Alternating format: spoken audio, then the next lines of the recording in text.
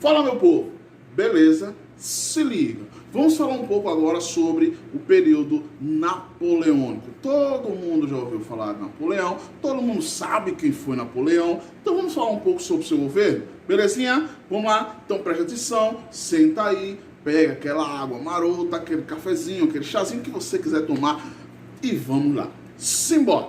Um breve perfil biográfico dele.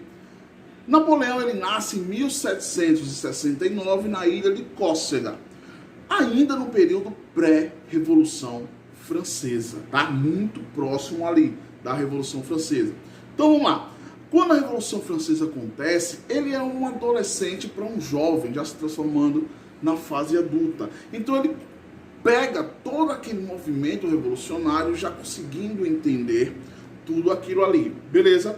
O seu governo, período de governo da França, ela acontece de 1799 a 1815. E é este período que nós vamos estudar agora. Belezinha? Sentou? Relaxou? Então vamos lá. Napoleão, ele vai ascendendo no cargo militar gradualmente. Ele era um cara muito esforçado, lia muito, ele era um cara inteligente pra caramba.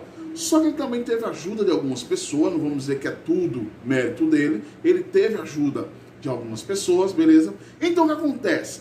Napoleão, ele chega aos destaques ainda no período da Revolução Francesa, muito jovem, ele toma destaque, proporção, seu nome começa a ser lembrado nesse período. Por quê? Porque ele tem um período da Revolução Francesa que nós chamamos de período do terror jacobino. Belezinha? Segura essa informação aí que daqui a pouco a gente volta para falar dela. Então vamos lá. Do governo de Napoleão são 3 fases, tá? O consulado, o império e depois o governo de 100 dias. Esse período que vai de 1799 a 1815, 16 anos de governo napoleônico. Massinha? Então vamos lá. Vamos conversar. No fim da Revolução Francesa, ainda naquele período do terror jacobino, jacobinos, que era a galera mais radical, tá? Mais ligada à esquerda, às populações mais baixas, os direitos dos mais pobres, enfim. Os mais radicais chegaram ao poder e perderam a mão. Começaram a guilhotinar, perseguir tudo que se referia ao clero, à nobreza, à burguesia, à alta burguesia, que era aliada aos girondinos, ou seja, perderam a mão.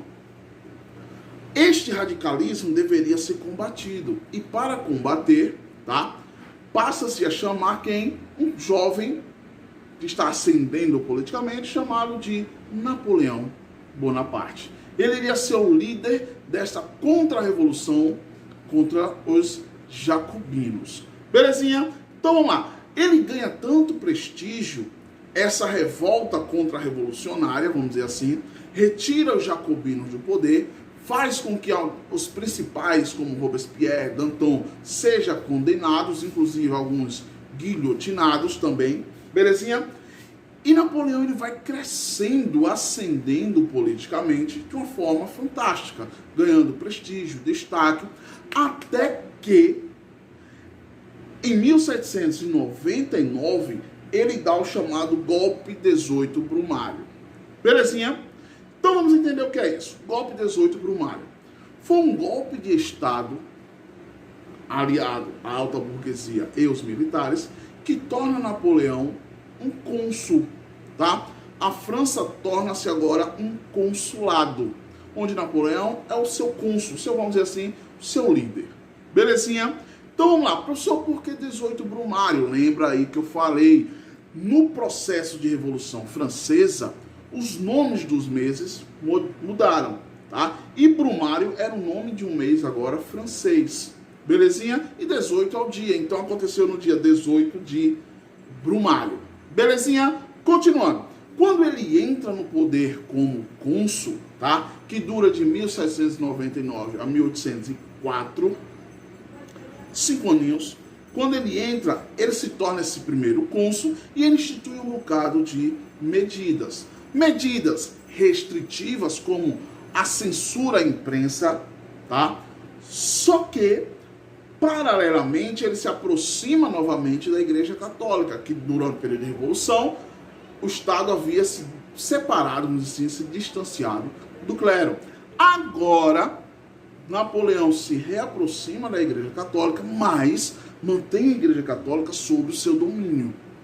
Tá? Não quer dizer que a Igreja Católica e o Estado vai continuar tendo o mesmo poder. Agora há reaproximação, mas ela continua sendo dominada pelo Estado. Belezinha? Ele cria o Banco da França. Todas as suas, vamos dizer assim, medidas têm um caráter burguês. Belezinha? Este caráter burguês é extremamente importante para acalmar o poderio econômico, quem tem o poder econômico na França, e ganhar o apoio desta galera aí. É neste período, por exemplo, que ele cria o Código Civil Napoleônico, permitindo casamento civil, lembra, até a Revolução Francesa e até um pouco depois, os casamentos eram só religiosos. Respeito à propriedade privada estava lá, o direito à liberdade individual e igualdade de todos perante a lei. Porém, entretanto, contudo, todavia, mas ele instituía neste mesmo Código Civil que as mulheres eram inferiores aos homens, tá? Depois a gente fala um pouco sobre isso aí. Só que esse direito de igualdade estava restrito aos homens, belezinha? Então vamos lá, ele começa a fazer algumas medidas, que se você olhar essas medidas e olhar aí no slide, essas medidas que ele toma no Código Civil Napoleônico é uma medida extremamente burguesa, tá? Propriedade privada, casamento civil, direitos individuais, liberdade, são medidas liberais, belezinha? Só que, paralelamente a isso, Napoleão continuava tendo poder, e isso faz com que ele ganhe ainda mais poder. Seu nome ele vai crescendo, crescendo, crescendo. Na França ele vai ganhando destaque, talvez seja o herói nacional da época. Vai saber. Belezinha? Então o que acontece aqui? Ele cresce tanto o poder que Napoleão, basicamente, ele vai fazer um plebiscito, vai ter um plebiscito, onde ele, nesse plebiscito ele ganha o cargo de imperador. Tá? Então Napoleão ele torna-se imperador em 1804, vai até 1815. Chegamos à nossa segunda fase. É neste período, tá? E dizem as línguas que estavam lá, que quando Napoleão ele foi ser proclamado imperador pelo Papa, Napoleão diz: ô parceiro, me dá aí a coroa, que eu vou me autoproclamar-se a si mesmo. Tá? Você não é digno de me proclamar.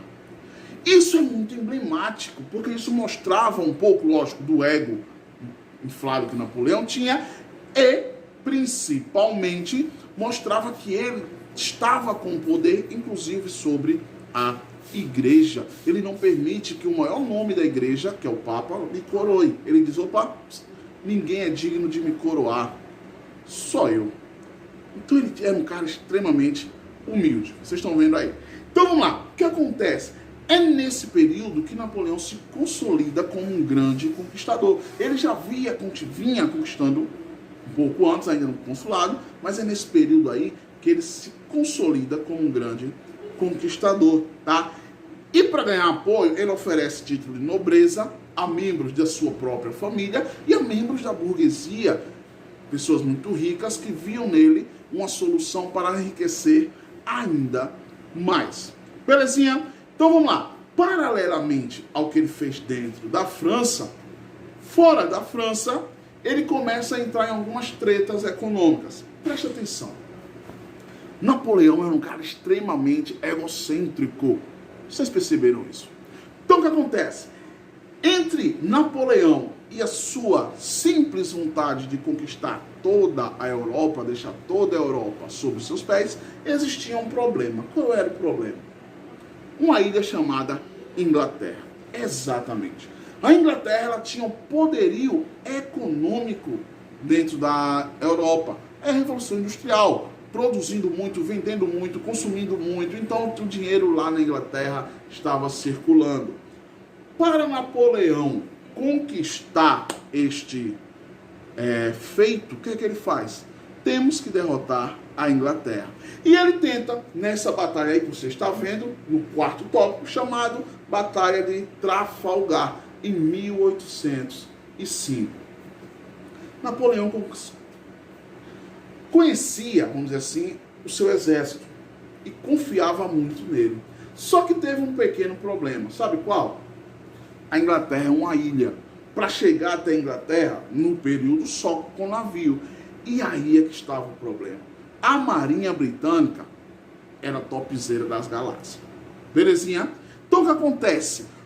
Napoleão ele é derrotado pela Marinha Britânica e ele tem uma ideia extremamente inteligente, que é, se eu não posso derrotar a Inglaterra por meios militares, eu vou derrotar por meios econômicos.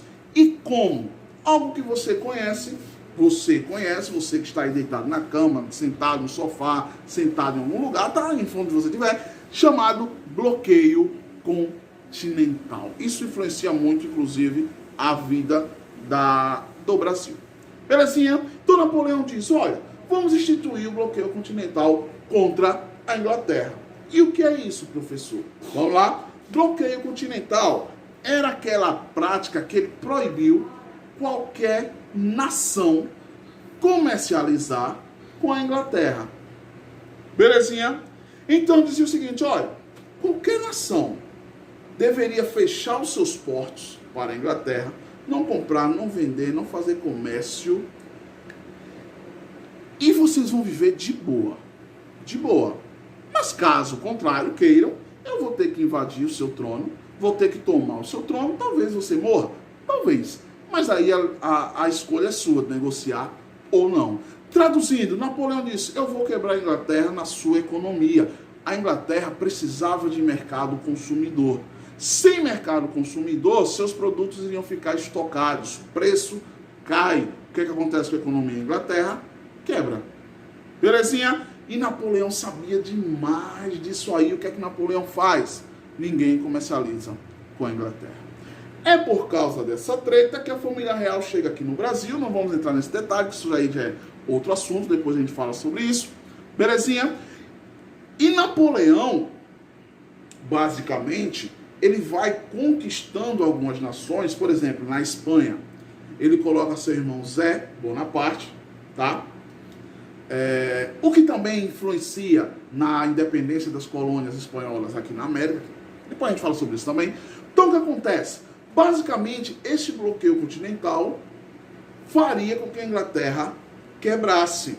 Massa, a família real chega, a independência das colônias espanholas da América vão acontecendo neste período. Só que tem uma questão aí, um probleminha básico. Qual é? A Rússia. A Rússia chegou um momento que ela disse, não dá. Não dá mais para manter o bloqueio continental. Nós precisamos da economia inglesa. Nós precisamos dos produtos ingleses.